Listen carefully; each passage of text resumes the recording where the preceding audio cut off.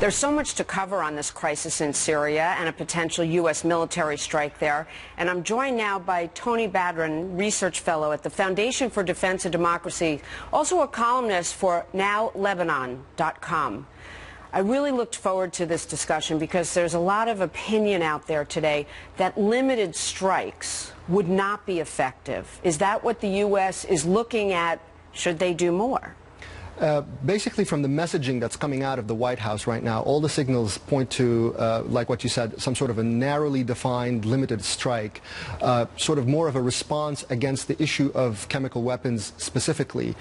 In fact, some of the language that has been used by the British, as well as by Secretary John Kerry, has been that this is not even about Syria itself. It's beyond the conflict in Syria.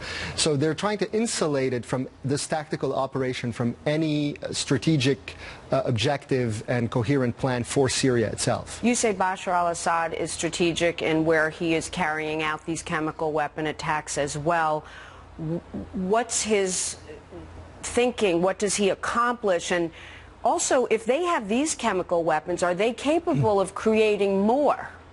Well, the reason why he has used them, and he has used them in the past, remember, this is not the first time, and these same areas in northeastern Damascus were targets of chemical weapons attacks in the spring.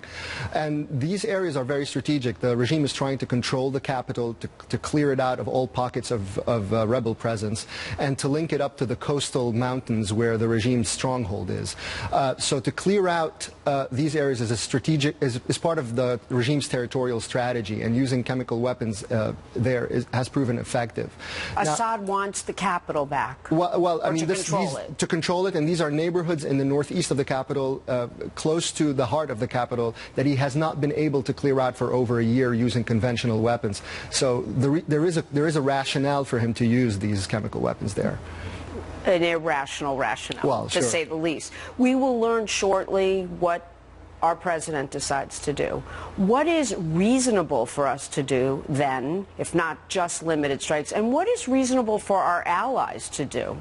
Well, the whole thing has to be part of a coherent and integrated strategy. It cannot be just a one-off strike where we just come in, say, look, we did what we had to do, and now we're going to go back. We're not going to topple the regime. We're not going to work towards toppling the regime. We're not going to degrade its military capability. We're just going to answer this very specific issue and get out. I think if this is the thinking, it's going to be unhelpful and it's going to be a mistake. It should be part of an integrated strategy that also starts working closely with the Syrian opposition, the moderate vetted ones, and start adding their intelligence capabilities, command and control, and certainly their weaponry. There's one more element that we talked about briefly before. That's North Korea and right. Iran.